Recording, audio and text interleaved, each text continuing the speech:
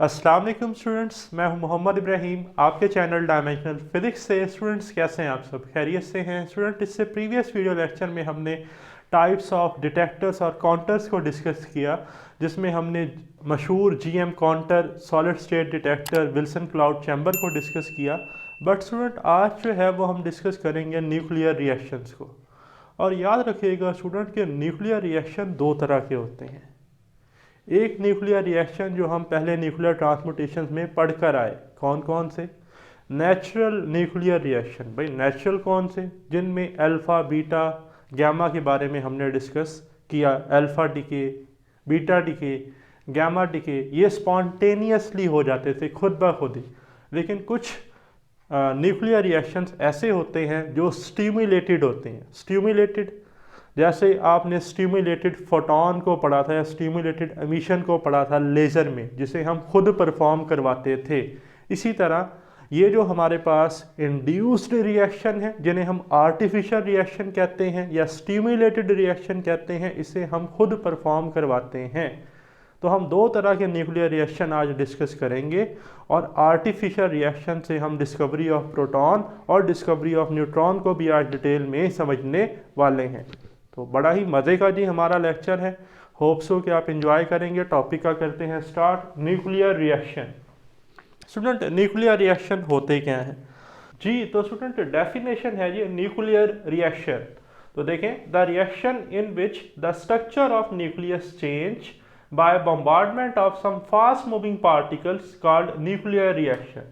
Student अगर हम किसी टारगेट न्यूक्लियस पर कोई इंसिडेंट पार्टिकल स्ट्राइक करें, फास्ट मूविंग पार्टिकल, तो जो हमें फाइनल न्यूक्लियस मिले उसका स्ट्रक्चर चेंज हो जाए, but atomic mass number, atomic charge number, overall reaction का कंजर्व्ड रहे, सेम रहे, तो इस तरह के रिएक्शन को हम कहते हैं न्यूक्लियर रिएक्शन। अब जैसा कि मैंने आपको शुरू में बताया कि न्यूक्लियर रिएक्शन की दो टाइप्स हैं, नेचुरल न्यूक्लियर रिएक्शन और artificial nuclear reaction. Natural mean हमारे पास स्पॉन्टेनियस न्यूक्लियर रिएक्शन, और artificial mean stimulated nuclear reaction. तो नेचुरल न्यूक्लियर रिएक्शन क्या होते हैं जी? जो हम पढ़कर आए, अल्फा डिके, बीटा डिके या गामा डिके। अल्फा डिके में क्या होता था स्टूडेंट के मास नंबर में 4 की कमी आती थी, चार्ज नंबर में 2 की कमी आती थी, पेरेंट न्यूक्लियाई के डॉटर न्यूक्लियाई मिलता था, और 7 अल्फा हीलियम न्यूक्लियाई हमें मिलते थे। देखें, रेडॉन 88 रेडियम में कन्वर्ट हुआ, 86 में मास नंबर में 4 डिक्रीज हुआ, चार्ज नंबर में 2 जो है जी वो डिक्रीज हुआ, 7 हमें मिले अल्फा पार्टिकल, प्लस यहाँ से एनर्जी रिलीज हुई। ठीक है जी। तो ये जो प्रोसेस था ये स्पॉन्टेनियस था, ये नेचुरल न्यूक्लियर रिएक्शन था। बट कुछ रिएक्शन हम लेबॉर्ट्री में भी परफॉर्म करते हैं हमारी स्पेसिफिक रिक्वायरमेंट के लिए, उन्हें हम कहते हैं आर्टिफिशियल न्यूक्लियर रिएक्शन, जिन्हें हम खुद क्या करें, इंड्यूस्ड करें, स्टिमुलेट करें।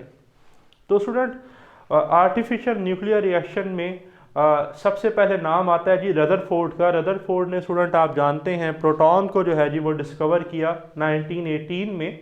डिस्कवरी ऑफ प्रोटॉन है इसकी। लेकिन डिस्कवरी ऑफ प्रोटॉन को समझने से पहले आप ज़रा न्यूक्लियर रिएक्शन की जर्नल इक्वेशन को समझें। देखिए मैंने लिखा है small x plus capital x, फिर ये रिएक्टेंट्स हैं प्रोडक्ट्स में small y plus small y. अब स्मॉल एक्स क्या है? Incident particle, fast moving particle. X क्या है जी? Target nucleus. अब आफ्टर रिएक्शन जो हमें प्रोडक्ट मिल रहा है उसमें वाई क्या है? फाइनल न्यूक्लियस, ठीक है, जिसका स्ट्रक्चर चेंज है। वाई क्या है? इमिटेड पार्टिकल, जो पार्टिकल इमिट हुआ। लेकिन शर्त क्या है? एक्स प्लस एक्स का जो मास नंबर होगा रिएक्टेंट के केस में, वही प्रोडक्ट का क्या होगा? Mass number. और जो इनका चार्ज नंबर था वो इनका क्या होगा? Charge number. यानी कि जितनी भी कंजर्वेशन लॉज हैं वो सारी की सारी कंजर्व्ड रहेंगी, सेम रहेंगी। अब बात कर लेते हैं जी रदरफोर्ड, डिस्कवरी ऑफ प्रोटॉन 1918 में। स्टूडेंट रदरफोर्ड ने अल्फा पार्टिकल को बॉम्बार्डमेंट की, किस पर जी? नाइट्रोजन पर। और एज अ रिजल्ट उसे ऑक्सीजन प्लस हाइड्रोजन जो है जी वो मिला, प्रोटियम, जिसे हम प्रोटॉन कहते हैं।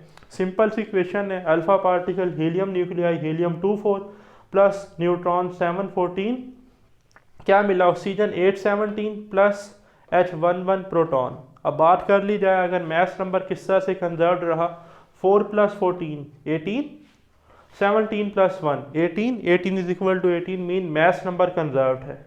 ठीक है, इसी तरह चार्ज नंबर भी क्या है, 2 प्लस 7 9, 8 प्लस 1 9, 9 और 9 चार्ज नंबर भी कंजर्व्ड है। इसी तरह न्यूट्रॉन नंबर भी क्या है जी, कंजर्व्ड है। कैसे, 4 में से 2 गए 2, ठीक है जी, और यहाँ से 14 में से 7 गए तो हमारे पास 7, 7 प्लस 2 9। इसी तरह यहाँ से 17 में से 8 गए जी हमारे पास, तो 9, और 1 में से 1 गया 0, 9 आता है। तो देख रहे हैं आप नंबर ऑफ न्यूक्लियॉन्स क्या है जी, कंजर्व्ड है। तो कंजर्वेशन लॉस का न्यूक्लियर रिएक्शन में कंजर्व रहना बहुत इंपॉर्टेंट है, ये पॉइंट आपने नोट करना है। ठीक हो गया। अब बात कर लेते हैं student condition of nuclear reactions की, कि न्यूक्लियर रिएक्शंस की हमारे पास कंडीशंस क्या हैं जी। तो for nuclear reaction the following conditions must be satisfied given as. ठीक है जी, ये कुछ कंडीशंस हैं जिनका सेटिस्फाई होना लाजमी है, जिसमें सबसे पहले है जी कंजर्वेशन ऑफ मैस।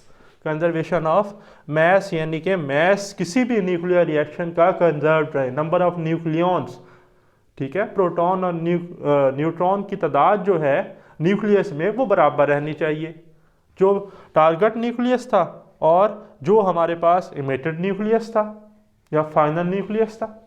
चेक करते हैं, देखें जी, सिंपल है जी स्टूडेंट, वही रिएक्शन लिखा है, अल्फा पार्टिकल नाइट्रोजन पर जाकर जब इन्होंने स्ट्राइक किया ऑक्सीजन मिला, प्लस क्या मिला जी हमें, क्या है जी ये, प्रोटॉन, शाबाश, और प्लस एनर्जी। ठीक हो गया जी। तो अब पिछले रिएक्शन में हमने क्यू का जिक्र नहीं किया, क्यू क्या है, एनर्जी। अब बात हो रही है भाई मैस की, जहाँ पर मैस की बात हो तो एल्बर्ट आइंस्टाइन साहब तो कहते हैं जी is equal to mc square, तो वहाँ एनर्जी का जिक्र भी होना चाहिए ना। तो यस, क्यू क्या है, जो रिएक्शन में एनर्जी रिलीज हुई। अब स्टूडेंट यहाँ पर जो बड़ा मज़े का पॉइंट आ रहा है वो देखें, z क्या होता है जी, टोटल नंबर ऑफ प्रोटॉन्स। अब before reaction total number of proton, charge number क्या है, 2 प्लस 7, 2 प्लस 7 जो कि 9 बनता है। अच्छा, after reaction charge number 8 plus 1 वो भी 9, इसका मतलब चार्ज नंबर कंजर्व्ड रहा। फिर नंबर ऑफ न्यूट्रॉन्स, न्यूट्रॉन्स की अगर बात कर ले, प्रोटॉन तो सेम है, तो नंबर ऑफ न्यूट्रॉन्स क्या होते हैं, नंबर ऑफ न्यूट्रॉन्स की हमने इक्वेशन पढ़ी थी स्टूडेंट, आपको याद होगा, n is equal to a minus Z, mass number minus charge number is equal to neutron number. तो 4 माइनस 2 आंसर आया 2, लिख लिया जी 2। 14 माइनस 7 आंसर आया 7, तो 2 प्लस 7 9।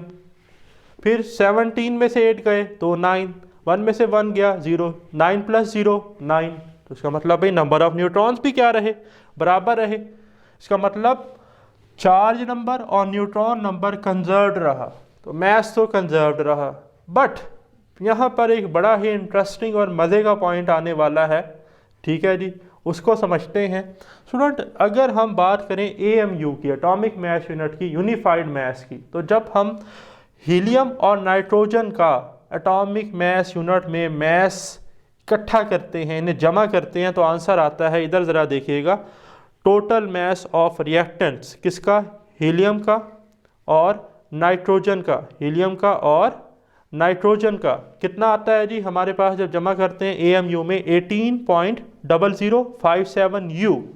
जबकि स्टूडेंट ये जो हमारी इक्वेशन 1 है, जिसको मैंने 1 कहा हुआ है, इसमें जब हम प्रोडक्ट्स का मैस AMU की फॉर्म में सम करते हैं, किसका, ऑक्सीजन का और प्रोटॉन का, तो देखें total mass of products oxygen plus protium proton, ठीक है जी, तो इनका मैस आता है 18.0069 U। अब आपने कुछ नोट किया इन दोनों में, भाई हम यहाँ पर कह रहे हैं कि मैस कंजर्व्ड है, हमारे पास जो नंबर ऑफ न्यूक्लियॉन्स हैं वो बिफोर रिएक्शन और आफ्टर रिएक्शन कंजर्व्ड हैं, लेकिन अगर बात कर ली जाए इनके मैसेस की AMU की फॉर्म में, तो रिएक्टेंट्स का मैस कम है, 57 आ रहा है, और प्रोडक्ट्स का मैस तो ज़्यादा आ रहा है, 69 आ रहा है। तो ऐसा क्यों भाई, तो यहाँ से जो टॉपिक शुरू होता है कंजर्वेशन ऑफ एनर्जी का। तो कंडीशन फॉर न्यूक्लियर रिएक्शन में बड़ा ही इंपॉर्टेंट पॉइंट है कंजर्वेशन ऑफ एनर्जी, ठीक है, और एल्बर्ट आइंस्टाइन के मुताबिक मैस और एनर्जी क्या है, इंटरकन्वर्टेबल है, ठीक है ना। तो ये बड़ा इंपॉर्टेंट पॉइंट है जी। अब न्यूक्लियर रिएक्शन में हमने कहा था कि प्लस क्या रिलीज होती है, एनर्जी। अब ये भाई MCQs के लिए मार्क कर लें, ये एनर्जी दो तरह की होती है, या तो ये एनर्जी पॉजिटिव होगी या एनर्जी नेगेटिव। पॉजिटिव होगी तो हम कहेंगे एनर्जी रिलीज हुई है, एनर्जी क्या हुई है, एनर्जी रिलीज हुई है, ठीक है, याद रखिएगा कि पॉजिटिव क्यू क्या बताता है, एनर्जी रिलीज्ड, और नेगेटिव क्यू क्या बताता है कि एनर्जी रिक्वायर्ड है, एनर्जी क्या है, रिक्वायर्ड। तो यहीं से स्टूडेंट दो डेफिनेशन आती हैं, एक्सोथर्मिक और एंडोथर्मिक न्यूक्लियर रिएक्शन की। स्टूडेंट एक्सोथर्मिक रिएक्शन वो होता है जी जिसमें एनर्जी रिलीज हो, एनर्जी रिलीज हो at the end of nuclear reaction, Q क्या हो, पॉजिटिव हो। और एंडोथर्मिक न्यूक्लियर रिएक्शन क्या होता है जी जिसमें एनर्जी रिक्वायर्ड हो, एनर्जी रिक्वायर्ड हो यानी कि क्यू नेगेटिव हो। अब इस रिएक्शन के केस में इक्वेशन 1 के मुताबिक हमने देखा कि मास ऑफ रिएक्टेंट्स कम है, मास ऑफ प्रोडक्ट ज़्यादा है। तो अगर हम लें delta M change in mass, mass of reaction minus mass of product, तो इज इक्वल टू हमारे पास आता है 18.0057 माइनस 18.0069। तो जब हम इसका डिफरेंस लेंगे स्टूडेंट तो डेल्टा एम की वैल्यू नेगेटिव आती है, negative 0.0012 you atomic mass unit. और आप पढ़कर आए हैं एटॉमिक मास यूनिट किसके बराबर होता है, एनर्जी की फॉर्म में। मास और एनर्जी जो है ये आपस में क्या है, इंटर कन्वर्टेबल है, 931 मेगा इलेक्ट्रॉन वोल्ट। तो अगर मैं इस यू की जगह पर, इस यूनिफाइड मास की जगह पर इसकी एनर्जी पुट कर दूं 931 मेगा इलेक्ट्रॉन वोल्ट, तो मेरे पास फाइनल आंसर एनर्जी बन जाती है। अब ये मास किस में कन्वर्ट हो गया, एनर्जी में, जिसका आंसर आता है -1.13 मेगा इलेक्ट्रॉन वोल्ट। कितना जी, -1.13 मेगा इलेक्ट्रॉन वोल्ट। तो ये आपने याद रखना है जी। अब ये एनर्जी नेगेटिव है, तो नेगेटिव एनर्जी तो स्टूडेंट आपको पता है किस में होती थी, एंडोथर्मिक रिएक्शन में, और एंडोथर्मिक में तो एनर्जी रिक्वायर्ड होती थी। इसका मतलब ये जो न्यूक्लियर रिएक्शन है इसको परफॉर्म करने के लिए -1.13 mega electron volt energy required है अल्फा पार्टिकल को। और याद रखिएगा अल्फा पार्टिकल को ये एनर्जी प्लेनियम प्रोवाइड करता है। कौन, प्लोनियम। प्लोनियम क्या था भाई, आपको याद होगा मैरी क्यूरी और पेरी क्यूरी ने प्लोनियम और रेडियम को डिस्कवर किया था जिनका चार्ज नंबर 82 से ज़्यादा था। ठीक है, तो polonium is a source of alpha particle. Polonium क्या है जी, सोर्स है स्टूडेंट किसका, अल्फा पार्टिकल का। ठीक हो गया। तो प्लोनियम के पास एनर्जी होती है 7.7 मेगा इलेक्ट्रॉन वोल्ट जो ये अल्फा पार्टिकल को देता है। अब अल्फा पार्टिकल आगे -1.13 मेगा इलेक्ट्रॉन वोल्ट जो है जी वो किसको दे देता है, इस रिएक्शन को, न्यूक्लियर रिएक्शन को। ठीक है, क्योंकि ये कौन सा रिएक्शन बनता है, एंडोथर्मिक रिएक्शन, और जो रिमेनिंग एनर्जी है वो बन जाती है सरप्लस एनर्जी और kinetic energy of emitted particle. ठीक हो गया। नेक्स्ट है स्टूडेंट अब nuclear reaction in reverse order. ये जो स्टूडेंट हमने न्यूक्लियर रिएक्शन देखा, रिएक्टेंट्स प्रोडक्ट में कन्वर्ट हुए, इसका रिवर्स भी हो सकता है, यानी कि ये प्रोडक्ट जो हैं ये ट्रीट करेंगे एज अ रिएक्टेंट्स और जो रिएक्टेंट्स से ये ट्रीट करेंगे एज अ प्रोडक्ट। तो देखें अब मैंने स्टार्ट में क्या ले लिया, प्रोटॉन प्लस ऑक्सीजन, और प्रोडक्ट्स की फॉर्म में क्या है, हीलियम और हमारे पास नाइट्रोजन। तो देखें H11 प्लस ऑक्सीजन 817 ये हमें क्या देंगे जी, अल्फा पार्टिकल प्लस नाइट्रोजन। अब ये रिवर्स ऑर्डर में रिएक्शन, न्यूक्लियर रिएक्शन किस तरह से परफॉर्म किया जा सकता है। स्टूडेंट मैंने आपको पहले ही बताया कि ये आर्टिफिशियल न्यूक्लियर रिएक्शन है। तो स्टूडेंट हम एक डिवाइस यूज़ करते हैं इस प्रोटॉन को एक्सेलरेट करने के लिए। प्रोटॉन सब एटॉमिक पार्टिकल है, तो इसे वेरी हाई एक्सेलरेशन प्रोवाइड करने के लिए हम जो डिवाइस यूज़ करते हैं उसे कहते हैं साइक्लोट्रॉन।